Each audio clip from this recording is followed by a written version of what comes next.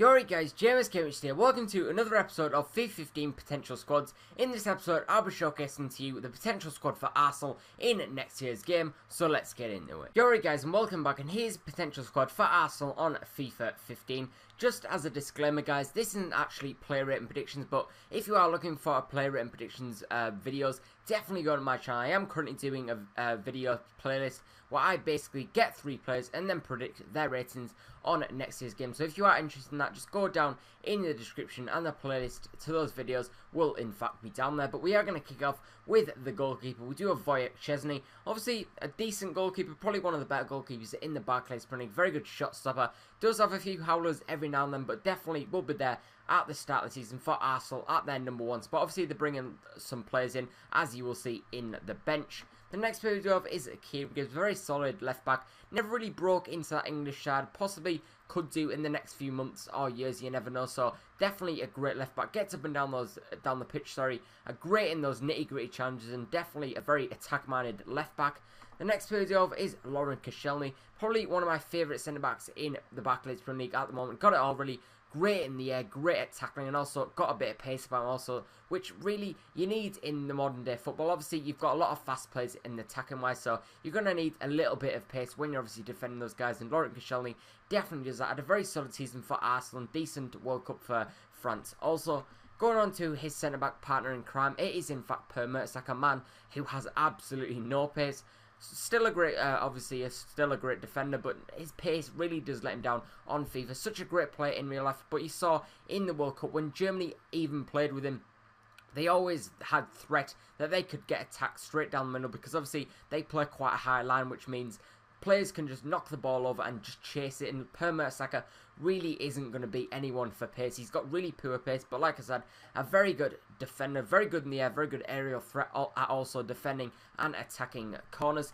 And the final player, the first transfer card, it is in fact Mathieu Debuchy, sorry, a great right back. Obviously he was at Newcastle last season. I think it was around 7.5 million that did in fact sign him. I do believe Arsenal did need to strengthen that position. Obviously they had the likes of Bakary Sagna, who obviously has now gone to Manchester City, and Carl Jenkins, so they definitely need to bring a player in who's really good at right back. Definitely one of the better players in at right back in the Premier League, and definitely a great player. Likes to get up and down the pitch like Gibbs, and like Gibbs, very good in those nitty gritty challenges, and also can come up with a goal every now and then.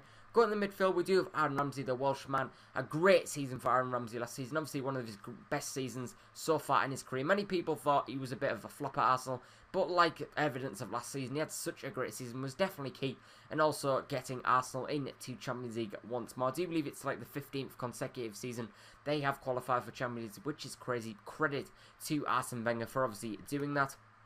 The next player we do in fact have is Sami Khedira. He is a transfer rumour. I've heard a lot of talk about him going to the MUNICH, which I believe would be an unbelievable sign. I do believe they wanted him when they wanted Ozil back in August last year, and they obviously didn't get him. I do believe the transfer fee is around 25 million to 30 million euros, which is a decent price for Sami Khedira. Probably one of the better CDMs in world football, man.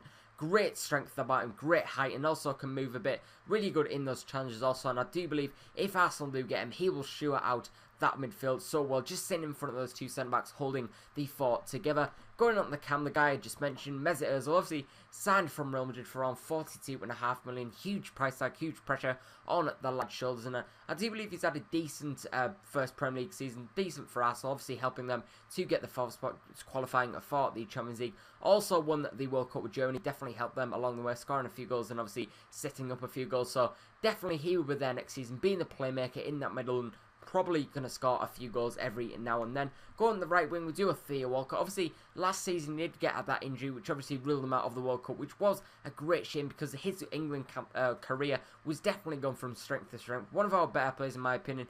Really good play, gives us a lot of width, got great pace, and obviously in the last few years, many people thought, has he got the finish product? Obviously, can he finish? Obviously, can he cross, etc.?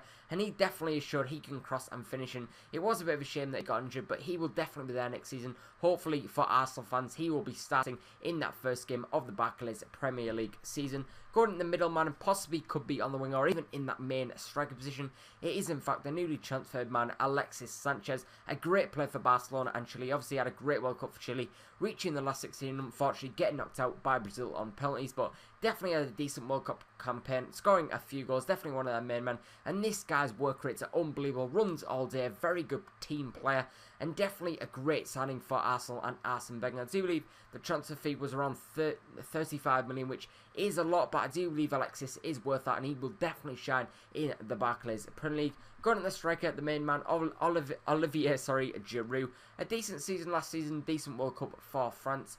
I actually saw it in the World Cup. He's a bit of a naughty bastard, to be honest, because he always keeps on elbowing, possibly because he's so tall he doesn't actually realise he's doing it, but really decent striker, to be honest. The only thing that probably lets him down is his finishing at times.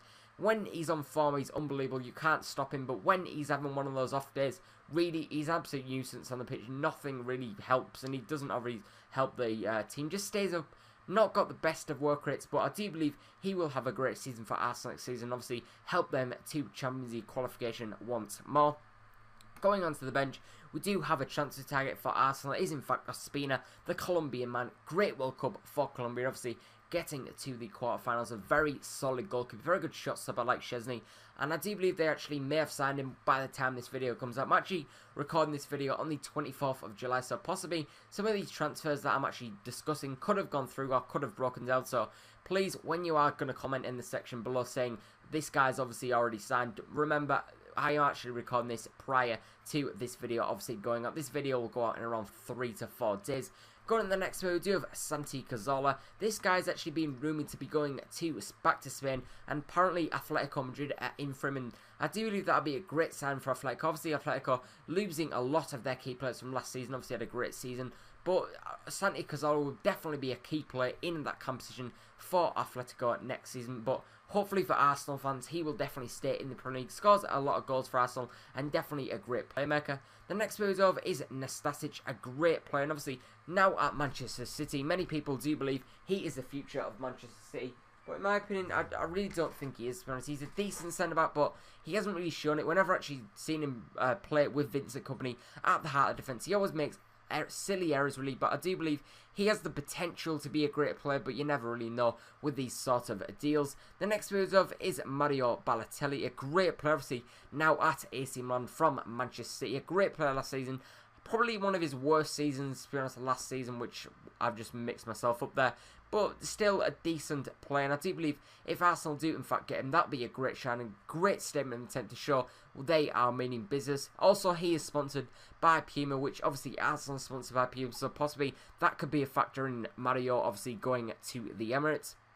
The next player we do in fact have is Iker Casillas. Obviously had a bit of a disappointing World Cup campaign with Spain. Spain were very poor in that World Cup, and also last season didn't really get a lot of playing time in La Liga. Yes, he played in Champions League, but a player of his calibre should be playing in every single game, and I do believe he will be going to a club, I'm not too sure, and Arsenal obviously are in for him. I'm not too sure what the transfer fee is. Some people are actually saying a free. I'm not too sure what his current status on his contract is, but hopefully, imagine if Arsenal signed Casillas on a free transfer. That would be one of the greatest signings of all time, in my opinion. Such a great bargain and such a great keeper still. Getting a lot of bad press at the moment, but I still do believe he is one of the better Spanish goalkeepers. The next we do have Serge Gnabry. Obviously burst on the scene last season with Arsenal. The silver German man. A very decent player. Reminds me a lot of like an Alex Oxlade-Chamberlain or a Theo Walcott. Got decent pace and obviously is a winger, but really, he needs to work on his crossing and possibly scoring a few more goals to obviously break into that Arsenal starting 11. And the final player, another transfer rumour, is in fact Mauricio Isla. A decent World Cup campaign with Chile, obviously a very work-hard mind. All of the Chile team did actually show they are such hard workers. Very good right midfielder. Doesn't just get up the pitch, he also gets back. A very good player, and obviously he can play right back also, which would mean if Debuchy does in fact get injured, Isla could slot into that right position and still do a very good job. This was another episode of FIFA 15 Potential Squads. If you guys want me to do a squad that you want me to show in the next episode, definitely leave that in the comment section below. Don't forget to subscribe for more daily FIFA content.